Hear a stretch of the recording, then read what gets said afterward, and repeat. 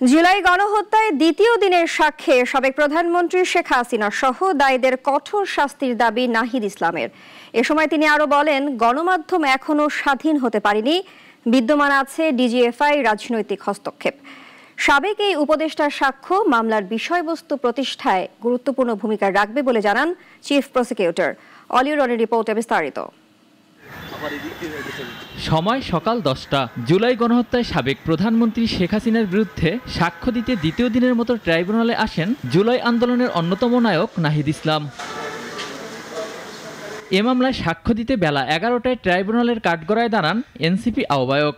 সাবেক এই উপদেষ্টা শুরুতেই আদালতে তুলে ধরেন বৈষম্যবিরোধী আন্দোলন চলাকালে 19শে জুলাই থেকে 5 আগস্টের প্রেক্ষাপট এবং সেই সাথে বর্ণনা করেন তৎকালীন সরকারের দমন, পীড়ন ও নির্যাতনের চিত্র। 19 জুলাইয়ের পরবর্তী সময়ের ঘটনাগুলো মূলত আজকের জবানবন্দিতে এসেছে, যেখানে 20 জুলাই রাতে আমাকে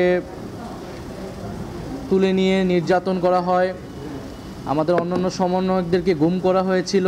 নাহিদ ইসলাম তার জবানবন্দিতে আরও ব্যাখ্যা করেন, ডিবি অফিসে সমন্বয়কদের আটকে রেখে শারীরিক মানসিক নির্যাতন করে জোরপূর্বক লিখিত বক্তব্য পাঠ করানোর ঘটনা।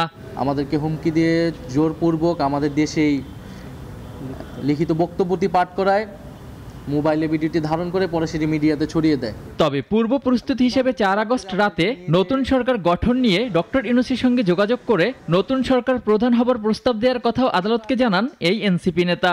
এই সরকার পতনের সিদ্ধান্ত নিয়েছে এক দফা, ফলে এই সরকারকে আমরা আর মেনে নিচ্ছি না। আমাদের একটি নতুন সরকারের জন্য তখন থেকেই পরিকল্পনা হচ্ছিল। সেই প্রেক্ষাপটেই আমরা ডক্টর মোহাম্মদ ইউনূসকে প্রাথমিকভাবে আমরা ভেবে নিয়েছিলাম। সাবেক এই উপদেষ্টার সাক্ষ্য এই মামলার বিষয়বস্তু প্রতিষ্ঠায় গুরুত্বপূর্ণ ভূমিকা রাখবে বলে জানান চিফ প্রসিকিউটর। একজন ভুক্তভোগী ভিকটিম হিসাবে তিনি যা কিছু বলেছেন সেটা এই মামলার প্রেক্ষাপট প্রতিষ্ঠার জন্য, এই মামলার বিষয়বস্তুর মধ্যে আসামিদের কোথায় কি ভূমিকা ছিল সেই বিষয়গুলো তিনি অত্যন্ত স্পষ্ট করে তুলে ধরেছেন। এদিকে রামপুরায় 2 জনকে হত্যা ও কার্নিশে ঝুলে থাকা যুবককে গুলির মামলায় বিচার শুরুর আদেশ দিয়েছেন আন্তর্জাতিক অপরাধ ট্রাইব্যুনাল। অলিউল রনি, নাগরিক, ঢাকা।